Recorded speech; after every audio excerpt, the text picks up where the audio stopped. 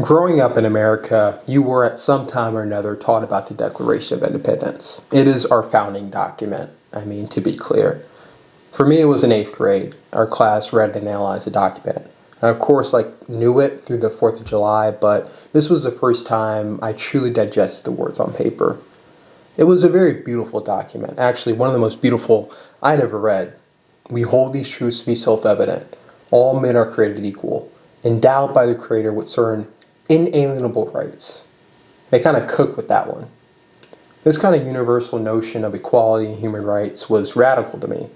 Even with knowing the contradictions of the Founding Fathers themselves, I could still appreciate that they wrote the language as the founding document of the nation, and the fact that that was a part of this nation was pretty cool. This kind of kick-started interest in classical liberalism that morphed into me being a libertarian.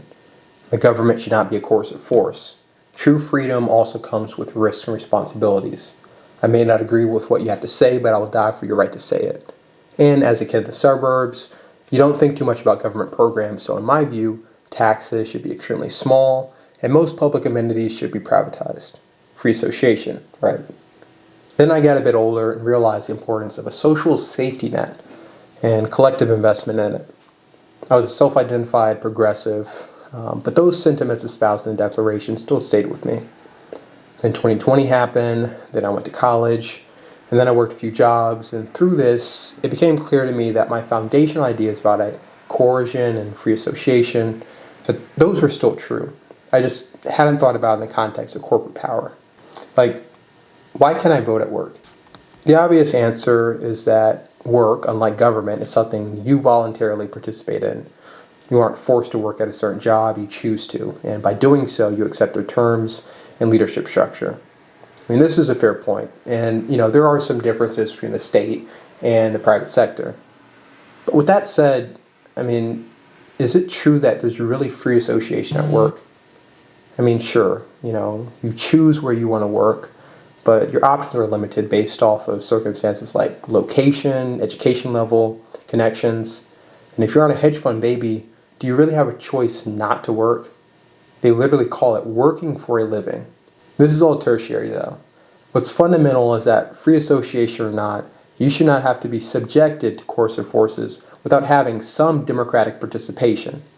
If we were to believe, as the Declaration of Independence points out, that rights are inalienable, meaning they supersede any sphere of power, then that means these rights also must exist in the workplace. Why should your boss, even if they created the business, have unilateral say over how it's run?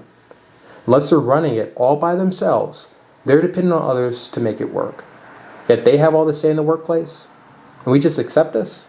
You're saying I have no say in a place where I spend over half my life? Let's really think about that for a second. You have no say in the place where you spend over half your life. People wonder why people are depressed. Adam Smith is often regarded as the father of capitalism. In his work, Wealth of Nations, he clearly articulates the division of labor and how the invisible hand would naturally lead us to a lifting of all boats. And capitalists often references this as a reason for free association. Holding my disagreements aside, this is a belief that makes sense on its surface. In this belief, workers would have leverage to choose the best employment because competition would push employers to have the best workplace. What a lot of people miss, though, is that Adam Smith was discussing this in context of small, independent enterprises. He did not account for the large industries that would have a monopoly on labor. He did not account for companies working with one another and the government to suppress wages and worker power. He did not account for companies being just as authoritarian as kings. The Declaration of Independence and Enlightenment thought isn't inconsistent with worker power. It's wholly consistent, a natural extension of what Jefferson laid out.